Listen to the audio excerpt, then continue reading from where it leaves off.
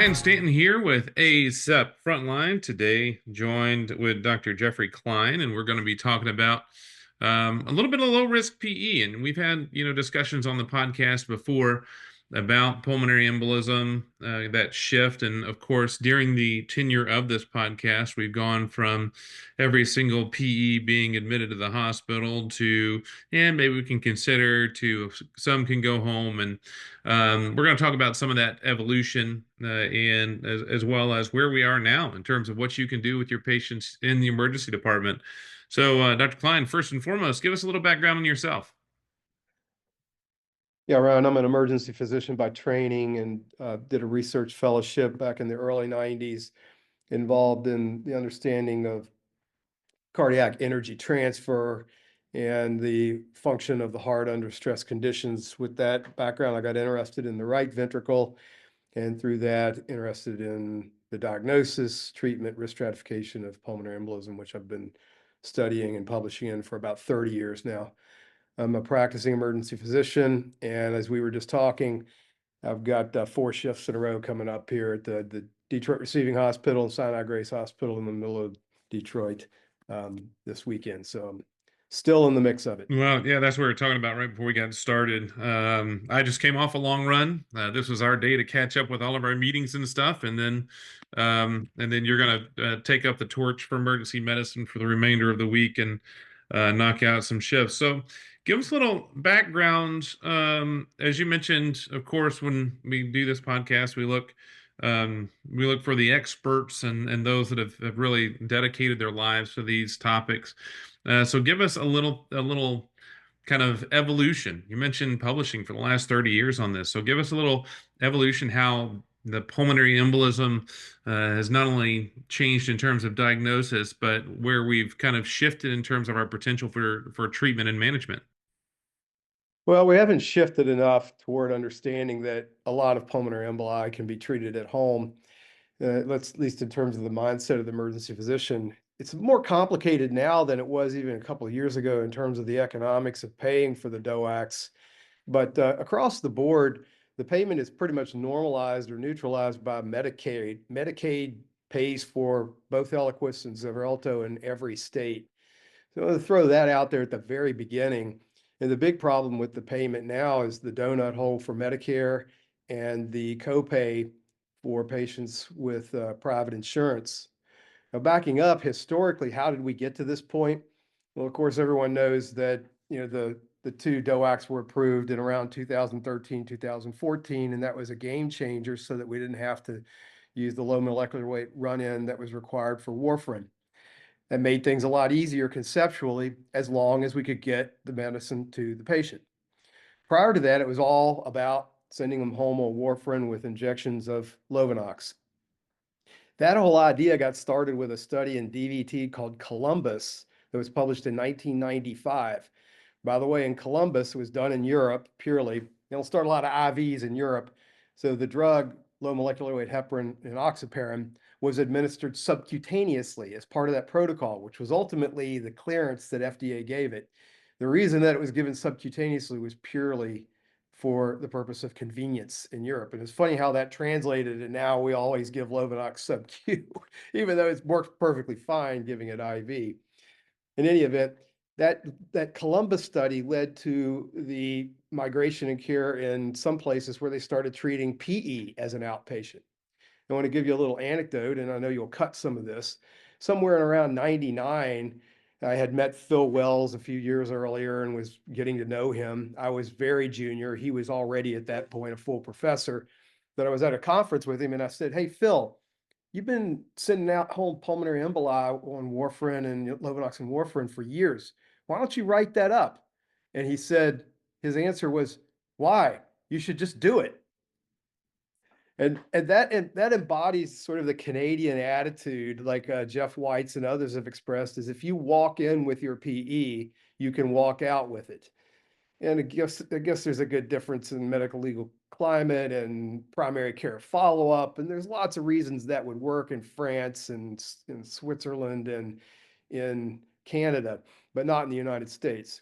That's why I jumped right in by talking about the DOACs, because in 2013, when Riva and apixaban were cleared, it really opened the way to being able to do this much easier. Right now, the biggest problem are the mindset of emergency physicians just doing normative behavior. It's easier to consult the hospitalist than it is to set this up. And the problem with the pre-authorization for the payment for the two drugs. So that's where we are now in terms of our big sticky widget is the payment. Well, I mean, it's good to have. You mentioned Europe with the sub Q in Canada and sending folks home, and it's easier to kind of get the ball rolling in areas where it's like, yeah, I mean that's just the way things are. We can do it. With the U.S. with some of the hesitancy, but I feel like now, at least over the last 5 or so years here in the U.S., there has been some appetite to find ways to send, especially these low risk PEs. And actually, as you before we got started, you say most of them are lower risk. And for us now, we just went through our PE protocol for my hospital, and finally formalizing who's going to get to go home, kind of right off the bat, who we're going to discuss on maybe being able to go home, and then who gets admission and consultation. We've got the treatment; it's available. It doesn't have to be monitored. It's getting more accessible. Of course, insurance and those are still playing their games with a lot of things. But kind of walk through how how we can start to make that transition for us as U.S. emergency physicians into sending potentially more of these patients homes, because we know, one, we're not, for most of us, we're not getting more room. Boarding is worse than it's ever been, or overcrowding is worse than it's ever been. And in the end, we look at things such as syncope and so many areas where we found that admission does nothing but make us feel better and help sleep at night for us as physician, but doesn't help the patient, increase cost, increase time away from home, and increase the risk of being in the hospital. How do we make that change and start to make that progression and tools that we can use to help make that happen with regard to PE? Well, your question is really about the classic Rogers adoption curve, which is this sort of S-shaped curve, and we still haven't hit the fast uprise of adoption of using DOACs to treat pulmonary embolism as an outpatient. So at the local level, this requires a quasi implementation science approach, which first of all means that you don't think you're the last one doing it. So your idea of the formalized protocol that the CMO, that the smartest people in the hospital have signed off that this is a best practice. And you're, by the way, backed up by clinical practice guidelines, even though we're only backed up by only two randomized controlled trials that have done it. Only one that was done in DOACs with Frank Peacock as first author, published in Academic Emergency Medicine. Um, we do have enough evidence to say that it is certainly a best practice, but doctors aren't going to do it until everybody around them is on board. And so getting your institutional buy-in, the departmental buy-in, the PE champion, those are the parts of implementation science that have to happen. And then I'm going to say it again on the back end, we got to make sure that the patient that meets the criteria. And by the way, I don't want to spend a lot of time talking about SPESI and Hestia and ways of risk stratification. That's not the hard part. That is not hard at all. It's pretty easy to figure out who's going to be a low risk hemodynamic patient or a low risk PE. The problem is more of the patient. Oh my, patient has gastroparesis and might be vomiting from time to time. Patient has partially controlled schizophrenia. Patient has other comorbidities. Those social reasons are the biggest reason that we found that docs end up kind of flunking the patient from outpatient treatment. And that's the sort of broken society problem that we're not going to solve here today, but that's a big impediment to it. Once we've overcome this sort of normative behavior, meaning that at my institution, this is an okay thing to do, then the docs just have to be sure that the patient can get access to their medication and then get it filled. And I've been doing this since 2013, and it is right now for me harder than ever to get my non-Medicaid patients access to their medication. And that includes those with private insurance and those with Medicare. I'll say as a side point, and you can edit this as if you want, but there used to be a really reliable 30-day card that you could download off. You could just Google it, and it's gone. That 30-day card for Xarelto and apixaban, I cannot find it anymore, and they basically said they've shut down that program. There also used to be a way to qualify patients for the foundations that were set up by both Johnson and Johnson and Pfizer, who were co-marketers of both of these drugs, rivaroxaban and apixaban, respectively. But those foundations are shut down now to the access to be able to pay for low-income persons to get apixaban and rivaroxaban. So now it is more difficult than ever because of the finances. So I encourage anyone moving into Medicare age, please get a supplement for your Medicare for your prescriptions, because these things end up costing people $400 to $500 a month out of pocket if you don't have good coverage that has a decent copay. It's interesting that you touched on some of the social determinants of health piece, and that's always a piece of um, a lot of these tools or protocols that are out there in terms of discharging home. But I see more and more now between the ED pharmacist hospitals that have the pharmacy in which they can of which they can provide the medication or the starter pack that's out there. For us at my hospital, we're now we're in year two of having an ED pharmacist in the ED from 10 to 10 every single day, which has been incredible. Just because now it should just push a culture their way and say, hey, do you think what do you think about this? Um, but it really is kind of getting over that hump with regard to um, of being able to get that medication to them. And I think the other piece there is ensuring that they have a follow-up plan. Is there someplace they can go within the 30 days, minus, however much we refill? What were the pieces that are in place? How do we cross those bridges of putting together a program? Because you're right, the science is there. And the fears that many physicians have to do with more of the patient falling out and having a bad income and falling back on us. How do we continue to promote the idea that we can get the vast majority of these patients out the door without a significant negative outcome and save that space for other patients that need it? Well, you're bringing up the idea again of a more robust implementation science approach, and that means bringing the right stakeholders in.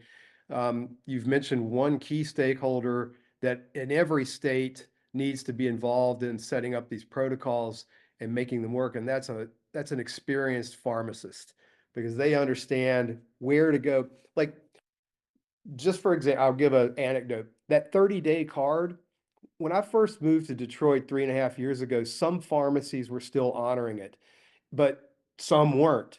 Now it's gone altogether. But like a really good pharmacist would know which CVS would take it and wouldn't. Now that's just one anecdote to say that like you've kind of have got to have boots on the ground and understand how pharmacies work and how reimbursement works, so that you don't have patients that end up standing at the counter and the pharmacist is staring at them saying, you owe me $500 for your, first month of medication. And then the poor patient, of course, calls us back and says, I can't afford it. And then they're back in the ER and they end up getting admitted to the hospital just like the old fashioned way. So the pharmacist is key. If you have a patient representatives can work on the pre-authorization. That's just not something an emergency physician is going to do. So a multifaceted approach. I did want to mention one thing you said about the starter pack.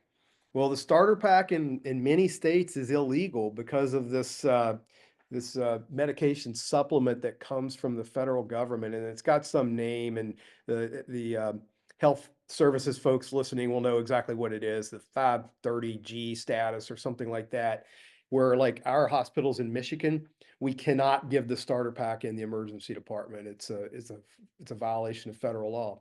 It may not be that way in Arizona or other states. So all of that is to say that when you go to do this, there has to be a formalized process involving, members from the department, a good experienced pharmacist, social worker, someone from administration. That's the only way it works. Now, a lot of this, it's probably interesting if you look at the curve of where we are right now is with our technology and ability to detect many of these PEs that likely in the past were never even diagnosed and not clinically significant at that time nor now. But now with the technology we have, we're able to detect more and more. It's just like now with trauma, we can detect even the slightest and smallest of injuries. And, once you find something, the idea of don't go flipping flat rocks, unless you're willing to deal with what you find underneath it. And, now we're at this point now where we have this over detection. Now we've got to deal with it. These probably very small emboli, if getting to the point that we're over detecting, even picking up just variances and things that may not even be there. You had an article in 2020 associated with some of that over detecting, over testing, things like that. Where do we play this role with as technology and ability to see inside the human body advances, finding things that in the end is just part of our natural day-to-day life as a human being, because our lungs do serve to protect the brain from these little clots and things that fly around on occasion, and most of the time are probably not anything of any significance or pathology. But now we can find them. Where do we play that role in terms of tempering some of these evaluations with the idea that as an emergency physician, I have to find every single problem that may or may not actually be a problem? Yeah, and every time we think we know what we're doing, when more rigorous evidence comes out, it will flip the script. So it was years ago that the emperor has no clothes, famous um, article written in chess by Eugene. Um, I have to get his name. I'm blanking because I'm old now, but he talked about the overdiagnosis and overtreatment of pulmonary embolism with VQ scanning. He was a Stanford pulmonologist. I'll think of it in a minute. And there was for years the thought that, oh my gosh, with more technology and with multi-detector beam CT scanning, we're now finding filling defects, which by the way have terrible inter-observer variability. When you show it to one radiologist, about 50% of the time they turn it over. Well, we were like pretty sure that these were artifacts and they didn't need to be treated. In my clot clinic, I took patients off anticoagulation with these isolated subsegmental defects and just put them on aspirin all the time. Or would give them just 1 month of apixaban because it was always free back then because you could always get the card, or 1 month of rivaroxaban. Then Gregoire Legal came out with a paper examining a little longer term outcome of what happens when you withhold anticoagulation from patients with isolated subsegmental PE, and found a remarkably high recurrence rate within several months, really making it difficult to ethically withhold anticoagulation for these things that we thought not long ago were specks on a CT scan, but may be associated with thrombin generating potential that leads to a clot a month from now or 2 months from now. So every time we kind of think we know something, you mentioned flipping flat rocks. Well, we thought subsegmental PE was one of these flat rocks. Like, you don't need to know any more about it. But I think Gregoire's paper has changed my mind. And anybody that has a subsegmental filling defect that does not have a contraindication ought to have at least a short course of anticoagulation, like a month. So things keep changing. And of course, for us right now, as I think that's got a lot of emergency physicians on our toes, as was the hypercoagulability states we saw during the COVID pandemic, and just random people with no other risk factors popping up with clots. And just when I thought we were starting to push away from being so overly vigilant with regard to VTE, now all of a sudden the virus comes through and puts it back and throws it back in our face with this doesn't necessarily meet all the criteria that you had before. But now, as I mentioned, we're going through this with my hospital in terms of which ones can actually go home. People are bought in, pharmacies bought in, our clinics, follow-up plans are bought in. How can our systems out there, is our community physicians, which are the vast majority of our listeners, are sitting out there right now. Academic tends to have a little bit better access, even though our academic center here says, yeah, we'll see you right away, see you in 5 months kind of idea. But community centers and facilities and even rural settings out there that may not have all the resources and potential of these of larger cities, setting up a program to get more of these patients out the door in the emergency department. Kind of give us your plan, if you could see it, across the country of what we would do to help make this a possibility for more patients across the country. You don't need a physician for the follow-up. If these patients are SPESI negative and Hestia negative, by the way, I'll remind you that the Hestia criteria asks the emergency physician basically, give me your gestalt. Do you think this guy can go home? Is he living under a bridge? Does she speak English? Is the person psychotic? You know, the emergency physicians are pretty good at deciding who can take care of themselves when they go home. That's one thing to keep in mind. Once we have decided they can go home, those patients are pretty darn safe. The biggest predictor of failure is, guess what? Not surprising, inability to be adherent to the medication. The only thing that I ever did in my clot clinic, and I had one of my fellows had a great joke that I still say 10 years later, is he said, Kline, all you say in your clinic is take your pill, don't not take your pill. That's what the clinic follow-up has to do. You don't have to do any thrombophilia, hypercoagulable workup. All that's dumb and useless. You don't need a hematologist. You know who you need? A PA, a nurse practitioner, or a PharmD to do the follow-up. So these extenders, I think, are the solution. They need they can be trained very easily to do this follow-up. And when they need to phone a friend, telemedicine will solve that problem. But most of the patients that come to clot clinic, they're going to have questions about things like menorrhagia. What do I do about my menstrual period? I got to get a tooth pulled. I got to get a colonoscopy. How long do I stop my medicine? These are formulas. This is easy. You don't even need a doctor. Chat GPT could tell you the answer. The biggest problem I see in clot clinic is when something goes wrong with the insurance and something that finance aspect. And that part doesn't require, in fact, the doctors are the worst at that.